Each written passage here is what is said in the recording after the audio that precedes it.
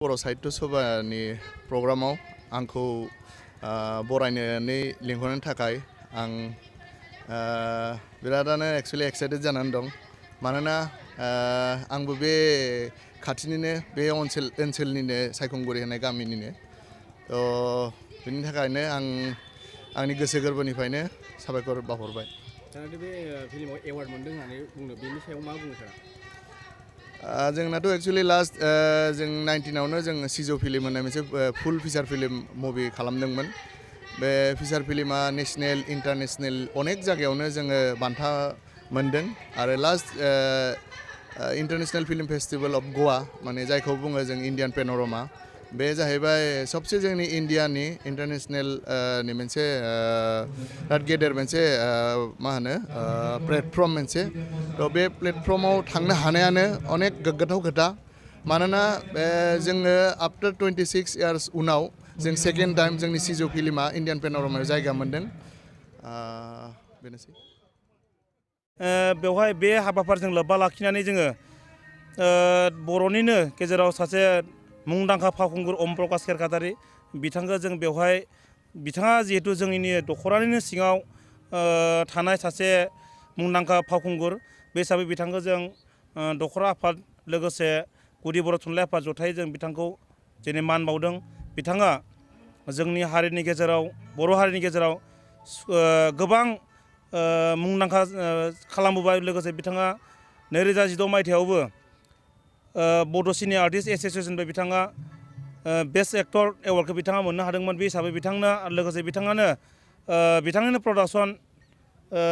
प्रडाक्शननिजों दिहुनजानाय सिजौ बे सिजौआ गोबां गुबुन गुबुन हादोरफोराव गोबां नामजादा जादों।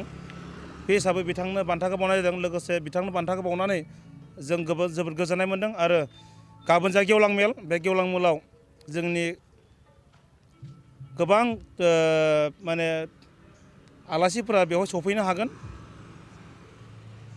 गाबोन जा गेवलां मेल गाबोन बे गेवलां मेलाव आलासि महरै सफैनो हागोन मिरु दुलाराय बर' फरायसा आफादनि लोगो आफादगिरि रोमदोन बसुमतारी सार लोगोसे बाक्सा जिल्ला एबसुनि आफादगिरि उमेश दैमारि सार लोगोसे जोंनि सरबक समस्तिनि MLA बिथां मनरन्जन तालुकदार लोगोसे जोंनि साखाथिनिनो मथंगुरि बियाबनि गौतम दास EM बिथाङाबो बेयाव सफैनो हागोन।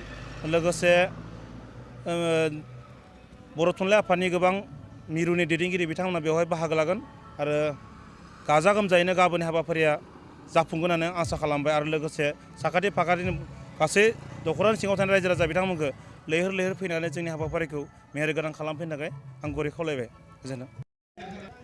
दिनै 17थि गबर्धना गुदि बर' थुनलाइ आफादनि जखोन्थाइ आरो 22थि दुलाराय बर' फरायसा आफाद गबर्धना आन्चलिक कमिटिनि जखोन्थाइनि हाबाफारियाव जोङो दिनैनि दिनाव जोंनिनो खाथिनिनो बा जोंनि गामि खाथिनिनो मानगोनां अम प्रकाश खेरखातारि बिथांनि मान बावनाय हाबाफारि लानाय जादों। बे हाबाफारिखौ जों लानायनि आसोल जाहोना जाहैबाय मा बिथाङा जोंनि ओनसोलनि गिबियाव आरो बिथांखौ जोङो 2003 मायथाइनिफ्रायनो फैसना बायदिसिना एलबामनि थ्रुयै जों बिथांखौ सिनायो सावथुन मुलुगाव आरो बिदिनो बिथाङा गोबां सावथुनाव एक्टिं खालामनानै गोबां सावथुनखौ प्रडिउसार खालामनानै दिनैसिम मोनसे फिचार फिल्म बिथाङा दिहुनगासिनो दङ आरो बे फिचार फिल्मखौ जों दिनैसिम गावनि मेगनजों नुवाखैब्लाबो बुहुमाव बिथांनि दिहुननाय बे सिजौ फिचार फिल्मखौ नायगासिनो दङ।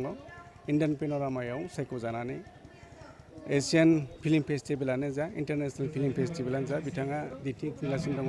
बेखौ असिला लानानैनो जोंहा गोनांथि जादों मा बिथांखौ जोङो गुबुन गुबुन ओनसोलाव गुबुन गुबुन हादोराव सिनायो हिसाबै जोंनि ओनसोलनि गथ' गथायफ्रा सिनाया गथ' गथायफ्रा फिल्माव नुयो नाथाय बबेनि बानि बेखौ मिथिया। बेनिखायनो जोङो दिनैनि दिनाव बिथांखौ मान बावनाया जोंनि थाखाय कर्तब्य जोंनि थाखाय गोनांथि। बेनिखायनो बिथांखौ जोङो लिंबोनानै लाबोदों रायजो राजानि सिगाङाव दिन्थिनो थाखाय बुंनो थाखाय आरो सिनायथि होनो थाखाय।